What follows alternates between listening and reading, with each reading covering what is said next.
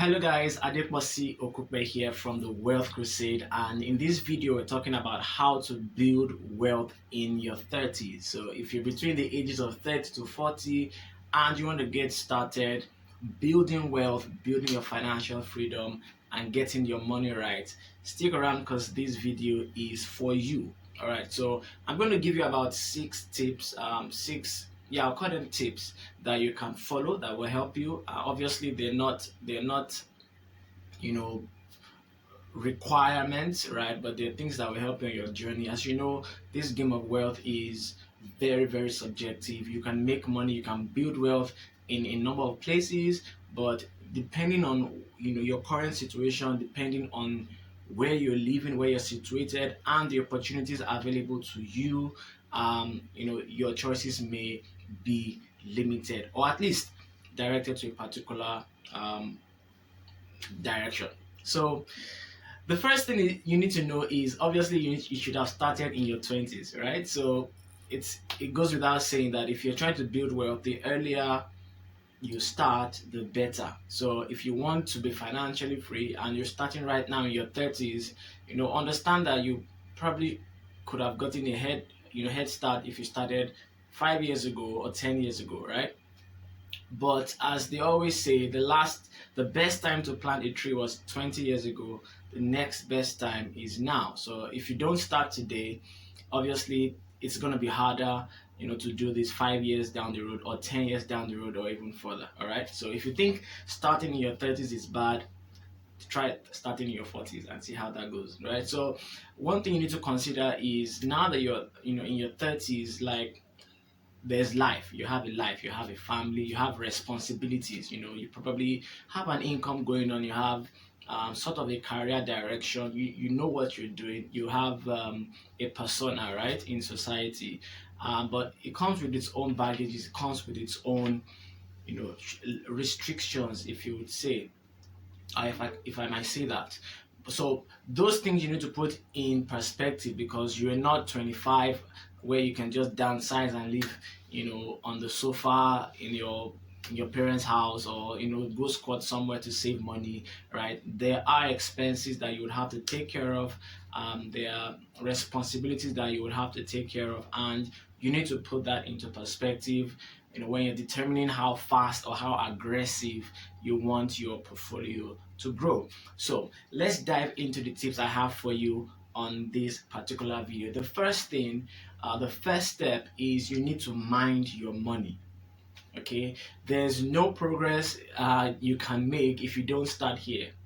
You need to take stock of exactly what happens with your money, how much is coming in, how much is going out, right? And what are those expenses? Where's the money going? You need to know exactly where money is going. If there are any holes in your pocket or in your wallet, you need to start plugging those holes, right? So this is just personal finance 101.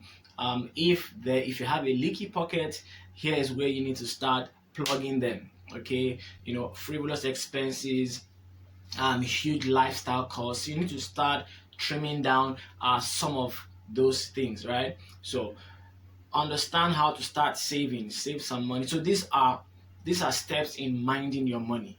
Okay, how much of your income do you save per month? All right, do you know how to live on a budget? Okay, I'm not going to go out here or come on here and tell you that save 40% of your income, save 50% of your income. What I will tell you is, as important as you think your goal of financial freedom is, that will determine how you save. So save as much as you can. If you can currently save 50% of your income, all right, and put that on the side for investments, then do that. If you can save 90% and still have a decent life, and the lights are still on, then by all means do that. All right, so save as much as you can, but right now start putting your money into perspective. Draw up a budget and know exactly where money is going in your personal life. All right, so the second step is you need to think long term. We're not here to learn how to make some extra money. That's not the goal here. The goal is to build wealth. And building wealth entails that you're actually going to have to spend money. You're going to put that money somewhere. But what is critical is, finding the right vehicles to put that money to work for you. Okay, so think long term. Avoid the shiny eye syndrome. There are definitely investments, short-term investments that could give your portfolio a huge jump, right, or a leap, but those are very short-term, and that will not make the bulk of your portfolio, right? So you need to be looking at, long-term, stable, secure investments, right? And there's a mix, right? There's some long-term investments that actually give you a very good yield if you know how to work it. Okay, understand how to delay gratification. So we're not talking about how to make hammer in 6 months, how to hammer in 12 months, right? Building wealth is something for the future. You need to think, in fact, think beyond you, beyond yourself, right? Think about your kids and your grandkids. That's how to think about wealth. All right, whatever you're doing right now should be able to spiral in terms of its effect, right, down to your offspring, your children, and the children after them. Right, that's multi-generational wealth. Okay, so the third thing you need to think about is, what exactly is your goal?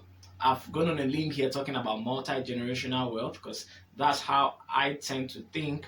I want to, put investments down that will secure my, not just myself and my immediate family, but also generations to come. So I'm thinking long term, and that's my goal. So I'm looking for investments that will last, that will stand the test of time, and that will not just fade away with what the next fashion trend. Okay, so you need to have a goal, and this is where you begin to split your portfolio. Right, so again, as I said, there are long-term assets you put in, but there are also some short-term opportunities you can take advantage of, especially if you're not starting with a lot of money.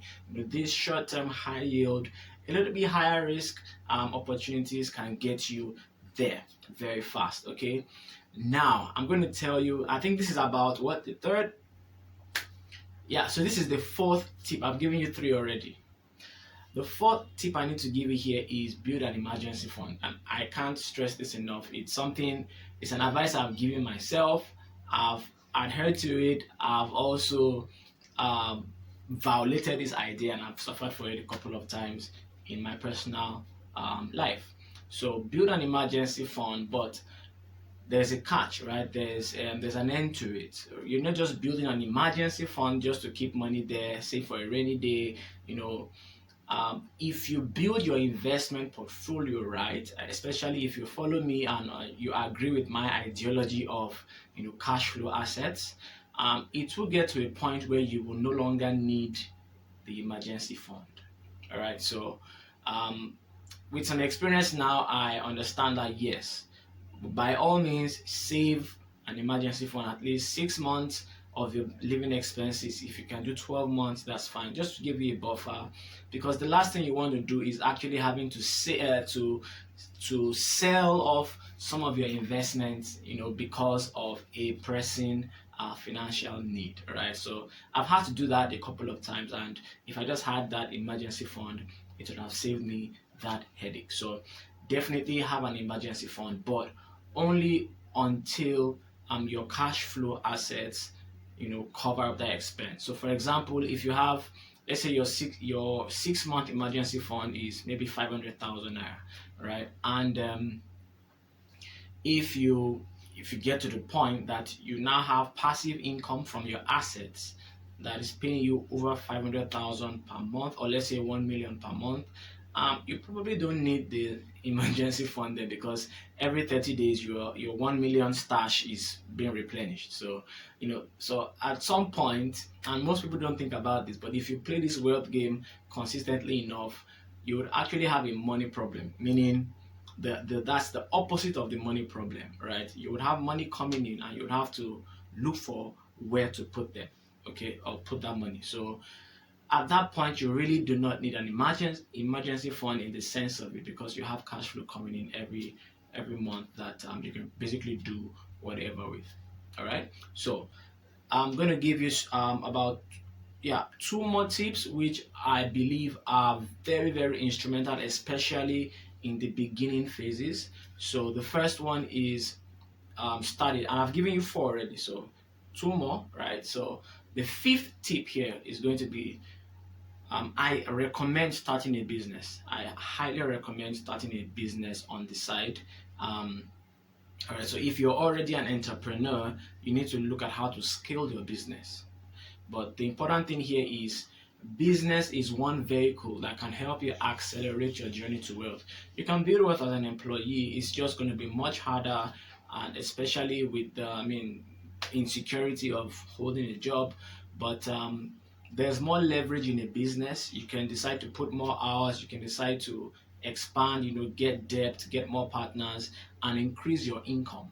All right, so why I advocate for business as a vehicle for at least building wealth or getting on that journey to build wealth is because that excess or that increased cash flow can be put into investments much faster than if you had to wait for every 30 days for your normal salary, which is most likely not enough to start with.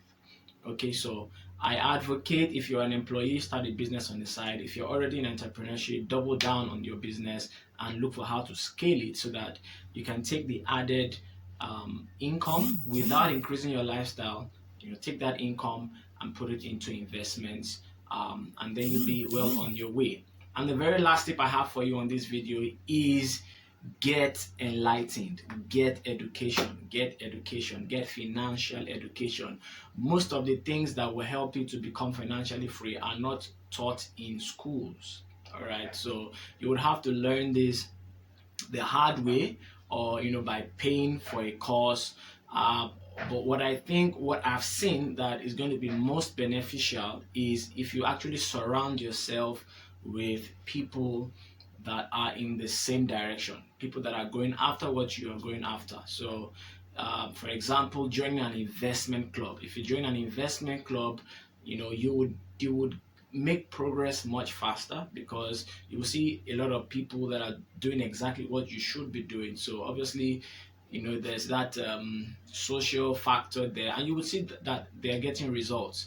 You'll be able to learn very fast and also know exactly what to do, right? Without the risk of winging it on your own. So that's good for an investment club. There are also other wealth communities that you can join, groups, take courses. If there are specialized courses in the field you want to invest in, definitely spend the money to learn. All right. If you don't learn upfront, you would eventually pay for that lesson in a painful experience. So you'll pay for that experience and that education one way or the other. So it's much better if you just save yourself the heartache and go out there and learn what you need to learn, so that you don't you avoid stories, or stories that touch the heart. So those are the 6 tips I have for you. I'm going to leave by inviting you to join my wealth community. I'm on a wealth crusade, and that's the name of the community. Basically, it's just a community of people who are working towards financial freedom. So it's going to be a family, right? Sharing ideas, sharing opportunities, teaching each other, and basically the community support that you need to stay accountable to your goals. And obviously, if there are other things that you need to learn, courses, trainings, workshops, things like that, they will all come within that community. So if that sounds like something you would love to be a part of, while it's free, all right, click the link in the description.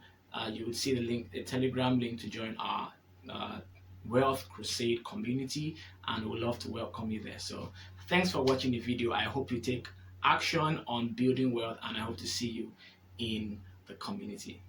Cheers.